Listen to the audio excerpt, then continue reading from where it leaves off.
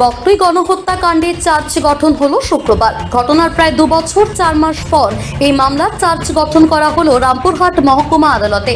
মামলা দ্রুত নিষ্পত্তি সম্পন্নের জন্য আদালতের জেলা অতিরিক্ত দায়রা বিচারকের এজলাসে এই চার্জ গঠন করা হয়। পাশাপাশি এই মামলায় আগামী 12 এবং 13 আগস্ট সাক্ষ্য গ্রহণ এবং প্রমাণের দিনও ধার্য করেছে আদালত। এদিনের চার্জ গঠনের সময় উপস্থিত ছিলেন সিবিআই এর আইনজীবী পার্থ তপশ্রী। প্রসঙ্গত 2022 সালের 21শে মার্চ তৃণমূল কংগ্রেসের উপপ্রধান ভাদু শেখকে গুলি করে এবং বোমা মেরে খুন করা হয়। তারপর সেই রাতে অশান্ত হয়ে ওঠে বকটুই গ্রাম। কুপিয়ে এবং আগুনে পুড়িয়ে গণহত্যা করা হয়। মৃত্যু হয় 9 জন মহিলা সহ 10 জনের। হাইকোর্টের নির্দেশে সেই ঘটনার তদন্ত শুরু করে সিবিআই। এই ঘটনায় 2 নাবালক সহ 26 জনকে গ্রেফতার করে তাদের বিরুদ্ধে মামলা দায়ের হয়। মামলা চলাকালীন 2 নাবালক জামিন পায়।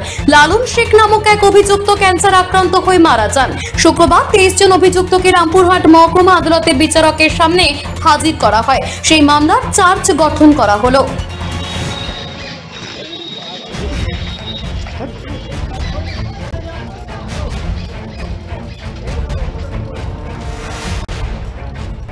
সবার এগেনস্টে চার্জ গঠিত করা, ইনক্লুডিং আনারুল হোসেন আর 22 জনের এগেনস্টে চার্জ। কি সেকশন দেওয়া ছিল তাদের বিরুদ্ধে? Section 120B, 109, explosive substance act, murder, attempt to murder, ঘর বাড়ি পুড়িয়ে দেওয়া, নানা রকম। কত ছিলেন আজকে আসামি? 23 জন আসামি প্রেজেন্ট। চার্জ গঠন কি সম্পূর্ণ হয়েছে? সম্পূর্ণ হয়েছে। এবার সাক্ষর জন্য ডেট হচ্ছে 12 আর 13। আজকে চার্জের জন্য learned court date fix up করেছিলেন টোটাল 23 জন অ্যাকিউজডের মধ্যে।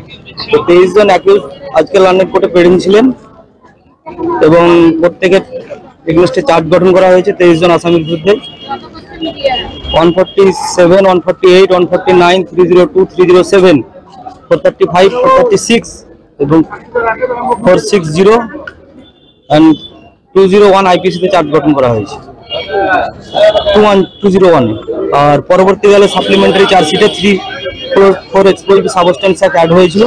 সমস্ত সেকশনেই আসামিদের বিরুদ্ধে চার্জ গঠন করা হয়েছে। সাক্ষ্য গ্রহণ মোস্ট প্রবাবলি 12 আগস্ট আর 13 আগস্ট, এই 2 দিন।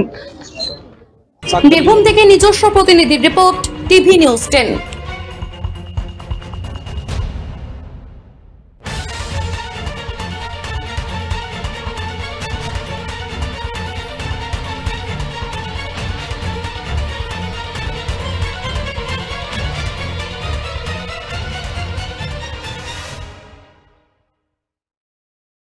সবার আগে খবরের আপডেট পাওয়ার জন্য সাবস্ক্রাইব করুন আমাদের ইউটিউব চ্যানেল এবং ক্লিক করুন বেল নোটিফিকেশন আইকনে।